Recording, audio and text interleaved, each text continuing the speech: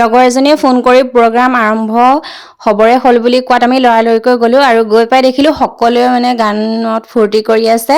তাৰপিছত আমাৰ ছোৱালীহঁতৰ প্ৰগ্ৰেম হ'ব আৰু দুটা গান হ'লে আমাৰ ছোৱালীহঁতৰ প্ৰগ্ৰেম হ'ব। তাৰপিছতে আমি এয়া সোমাই গ'লোঁ আৰু লগৰকেইজনীক বিচাৰিলোঁ। সেইকেইজনী লগৰ সিহঁতি পৰিস্মিতা দেখি পেলাই হাত বল দিলে আৰু মৃদুস্মিতাকো দেখাই আছে এয়া তাইও। তাৰপিছত সিহঁতক দেখি সিহঁতি আমালৈ চকী ৰাখি থৈছিলে। আমি এতিয়া তাতে বহি পেলাই আৰু অকণমান উপভোগ কৰি লওঁ। তাৰপিছতে দেহাহঁতৰ যিহেতুকে প্ৰগ্ৰেম হ'ব, তাৰপিছত ইহঁতক আকৌ সেইফালে পাছফালে থ'বগৈ লাগিব।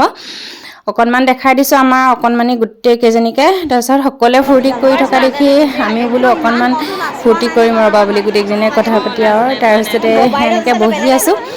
তাৰপিছত আপোনাৰ এইফালে এগৰাকী বাইদেউ কমলা দিছিলে খাবলৈ, কমলা খালোঁ। তাৰপিছত তেনেকৈ আৰু বহি আছোঁ কথা পাতি পাতি। আমি আকৌ এনেকৈ হাঁহি ফূৰ্তি কৰি থাকোঁ আৰু কেইটানো দিন জীয়াই থাকিম হয়নে বাৰু। এনেকৈ ফূৰ্তি কৰিয়ে জীয়াই থাকিব লাগে, নহ'লে আৰু জীয়াই থকা দিনকেইটা আৰু যদি মন চন মাৰি এনেকৈ থাকোঁ আৰু কেনেকৈ হ'ব হয়নে। সকলোৱে ফূৰ্তি কৰা দেখি আমিও অলপমান ফূৰ্তি কৰিলোঁ আৰু এয়া চাই থাকক আপোনালোকে ভিডিঅ'টো আৰু দেখাই থাকিম আৰু কি প্ৰগ্ৰাম হয়। অলপ অলপ দেখাম আৰু বেছি নহয়, কাৰণ গান যিহেতুকে লাগি থাকিব সেইকাৰণে কপিৰাইট আহি যাব ন। সেইকাৰণে অলপমান দেখাম আৰু আমাৰ অকণমানি কেইজনীও নাচি আছে আৰু আমিও এনেও গান চান শুনিলে আৰু ৰ'বই নোৱাৰোঁ আৰু একদম পূৰা নাচিয়ে দিম। সেয়া অলপমান এনজয় কৰি লৈছোঁ দেই।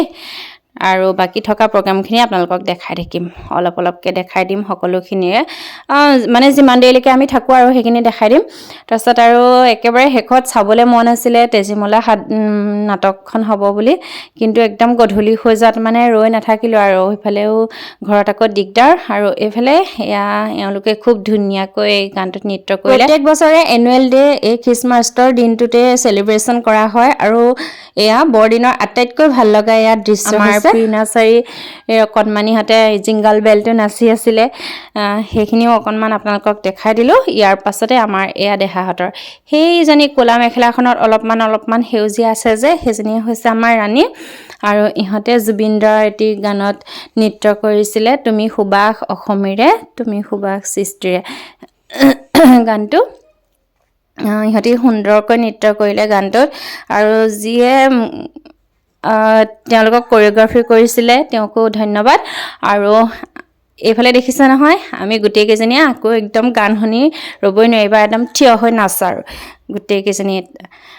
আৰু এইফালে আমাৰ এইয়া ৰঙা বেল্ট মাৰি আছে যে সেইজনী হৈছে আমাৰ ভাগিনী মুঞ্চি। তাইৰ প্ৰগ্ৰেম শেষ হোৱাৰ পাছতে আমি আৰু যাওঁগৈ বুলি তাইৰ প্ৰগ্ৰেমটো চাবলৈকে মানে ৰৈ দিলোঁ।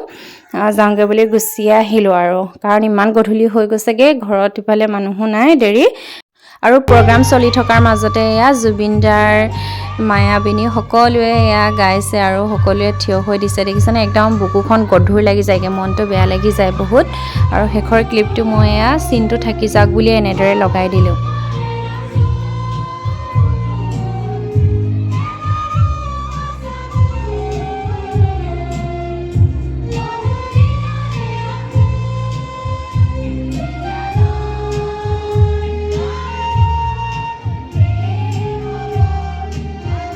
আৰু একেবাৰে শেষত ইয়াৰ ভোক লগাত অলপমান খিচিৰি খাই আহিলোঁ দেই।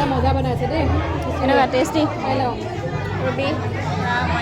খিচিৰি। এই ছোৱালী বদনাম লৈ নিজে খাই আছে দেখিছে নাই। ছোৱালী বদনাম লৈ নিজেহে খাইছে, পূৰা দিছে। ছোৱালীয়ে ক'ত খাইছে পাত্তা নাই চাগে হয় নাই।